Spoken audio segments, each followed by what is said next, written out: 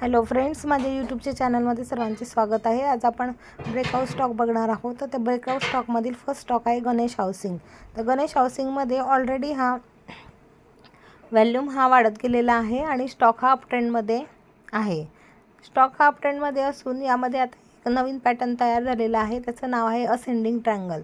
Ascending triangle pattern आहे आणि इथं रेजिस्टन्स लेवल्स हे इथं रेजिस्टन्स, इथं रेजिस्टन्स, इथं रेजिस्टन्स आणि रेजिस्टन्स नंतर स्टॉकने एक ब्रेकआउट दिलेला आहे आणि स्टॉकची ब्रेकआउट लेवल आहे 844 रुपये 30 पैसे।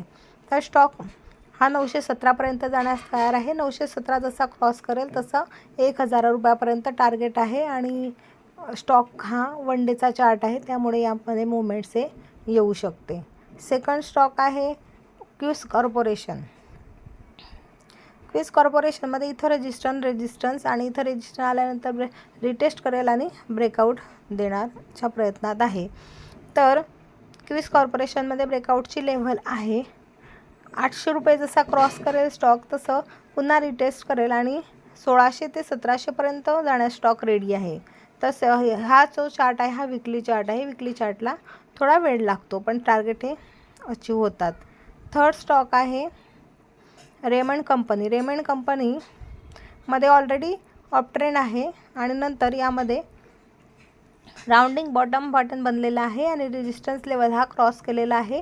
2294 लेवल ब्रेकआउटची आहे। जसं 2294 क्रॉस केला तसं ते 2500 पर्यंत टार्गेट आहे। व्हॉल्यूमसुद्धा जबरदस्त आलेले आहे आणि स्टॉक वन डेचा चार्ट आहे।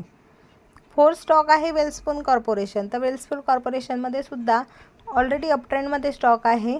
नंतर इथे एक व्हॉलॅटिलिटी कॉन्ट्रॅक्शन हे पॅटर्न बनलेला आहे। तसेच आपण कप अँड हँडलसुद्धा म्हणू शकतो आणि रेजिस्टन्स रेजिस्टन्स नंतर रेजिस्टन्स क्रॉस करून इथं ब्रेकआउट आलेला आहे। ब्रेकआउटची लेवल आहे 605 रुपये 20 पैसे।